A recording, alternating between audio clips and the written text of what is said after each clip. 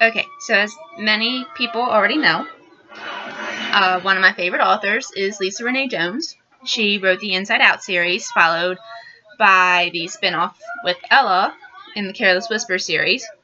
And now, in a way, she has done another spin-off with Nick Tiger Rogers in the White Lies duet, which book 1 is Provocative. I got the chance to finish this the other day, and I couldn't believe it. She kind of cliffhanged it. At least to me, it was a cliffhanger because now I really need to know. Nick, his big reputation was a tiger in the courtroom. He's a lawyer, and he will tear his opponent apart. He will rip his throat out. It's the tiger in him. And he was known for representing Mark Compton in the Inside Out series. He is friends with Chris Merritt. And in this one, he's trying to prove that Faith Winner is a murderer. And he's going to do this by getting as close as he possibly can to her, which means seduce and destroy. Normally, he wouldn't have an issue with this, but there's something about her that gets under his skin. She's not quite what she seems, and he can't quite wrap his head around her being a murderer. Go figure. But she also writes in Faith's point of view. And Faith has a ton of secrets that she's not ready to give up just yet. She's got a sketchy past that she wants to forget.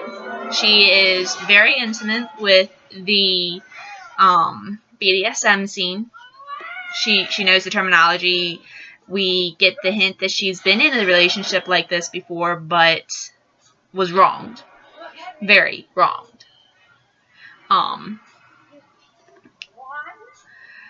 And Nick is nothing like what she expects at all.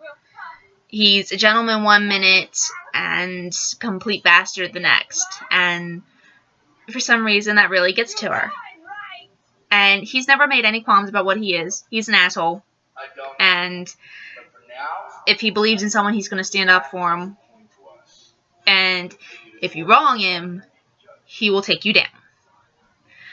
The confidence that he exudes is overwhelming. And she just can't imagine having that much confidence in yourself.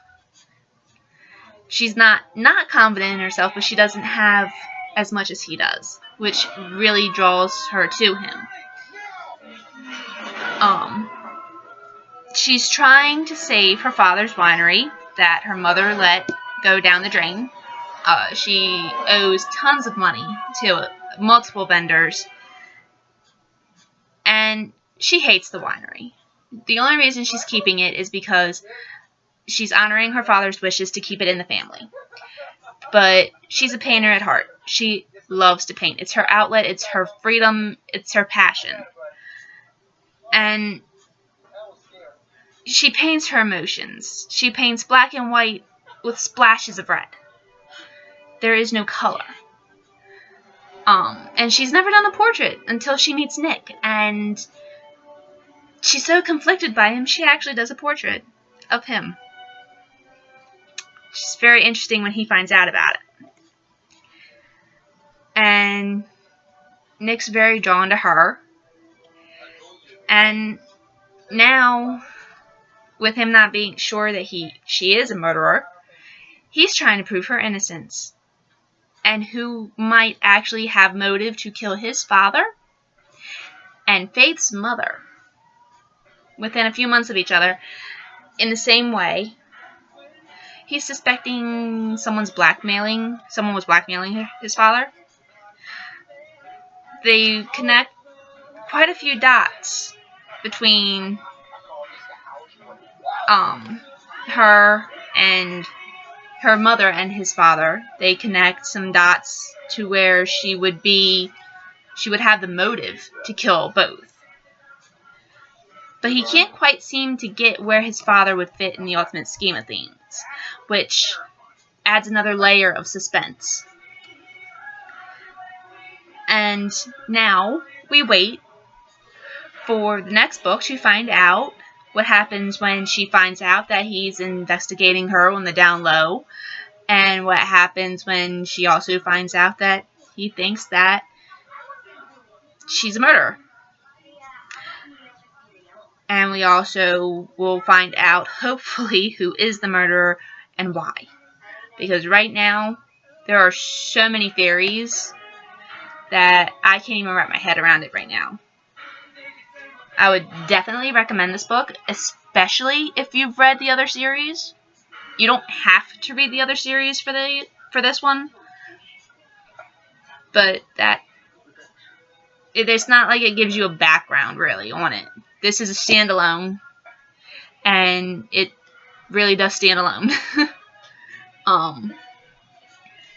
But the romance in this between Faith and Nick is off the charts. Definitely hot. And it's definitely going to have you in suspense. You're going to want to find out what happens.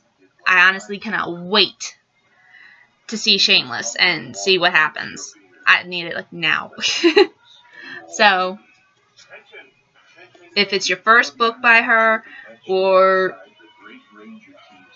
your whatever book from her, if you like her writing, or if you love her like I do, you gotta read this book. Happy reading!